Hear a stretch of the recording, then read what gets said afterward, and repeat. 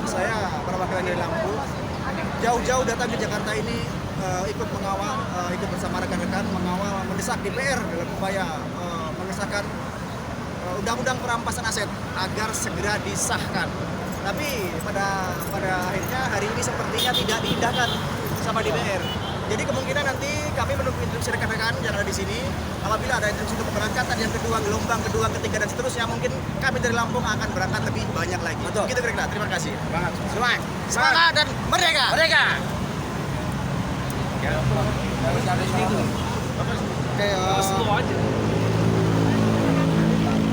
saya perwakilan dari Jogja, dari Yogyakarta.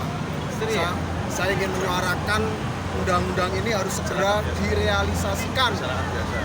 Karena mereka adalah, ayo kalau mereka itu bicara wakil rakyat, ayo dong realisasikan. Jangan bicara wakil partai. Gitu loh. Kita DPR itu berapa tahun kita itu mengenal mereka, kita memilih mereka, tapi hasilnya apa? Ketika undang-undang ini dibuat sama pemerintah, ayo buktikan DPR itu sebagai pembuat undang-undang. Ayo sahkan kalau ini memang bagus untuk negara kita. Negara kita itu butuh undang-undang ini, bukan undang-undang yang lain gitu loh. Hanya ini yang paling bagus untuk membasmi atau mengurangi efek koruptor kita yang mungkin uangnya ada di luar negeri dan perlu kita ambil, negara kita bisa diambil alih. Itu. Jadi ayo saya tegaskan sekali lagi, undang-undang ini harus terrealisasikan, harus disahkan oleh DPR.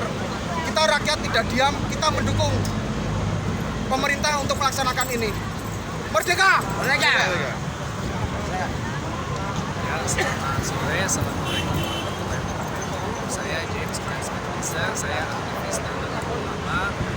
Ya, sebagaimana tadi yang sudah diutarakan oleh teman-teman dari berbagai pihak, mulai dari Pemukiman Kudu dan juga pembunuh dari SRI Suara Rakyat Indonesia beserta Amdidi dari Jawa Barat tadi, bahwa kita hadir di sini untuk mendesak supaya DPR ini mengesahkan rancangan undang-undang perampasan aset koruptor. Jadi yang betul adalah rancangan undang-undang perampasan aset koruptor, ya, atau disingkat RUU PAK. Kenapa menuntut ini untuk disahkan? Sebab ini korupsi adalah kejahatan luar biasa atau extraordinary crime. Kalau korupsi ini tidak kita berantas secara serius, maka ini akan makin merugikan negara, akan makin menyusahkan banyak masyarakat, dan juga negara akan semakin dirugikan. Nah, apalagi kita baru dihebohkan dengan pernyataan Ketua Komisi 3 DPR RI, Pak Bambang Wuryanto alias Pak Bambang Pacul, dari fraksi PDI Perjuangan, sayangnya dari partai pemenang pemilu 2014 dan 2019. Ya, jadi ini saya juga minta tolong kepada Ibu Ketua Umum Megawati Soekarno Putri, tolong itu anak buahnya didisiplinkan ya. Ini mengundang polemik pernyataannya. Kalau untuk mengesahkan undang-undang ini harus dapat restu dari ketua umum partai dulu.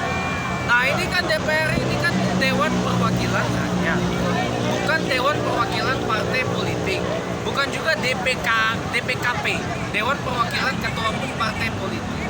Jadi DPR ini harus lebih serius lagi untuk bekerja buat rakyat. Nah, tadi seperti yang diutarakan oleh teman-teman di panggung orasi tadi, ya saya jangan sampai mengeluarkan fatwa haram untuk memilih lagi siapa-siapa yang duduk di Komisi 3 DPR RI sekarang. Pokoknya jangan sampai fatwa haram dan juga dari korupsi kita serius.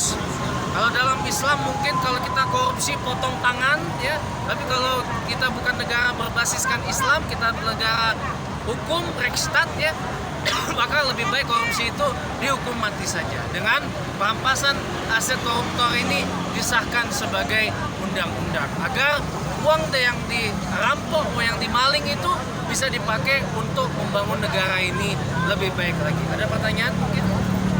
Tidak ada ya, sudah. Terima kasih. Assalamualaikum warahmatullahi wabarakatuh. Nama saya James Cohen Smith Pincer, aktivis Nahdlatul Ulama. Terima kasih. Ya, teman-teman, tadi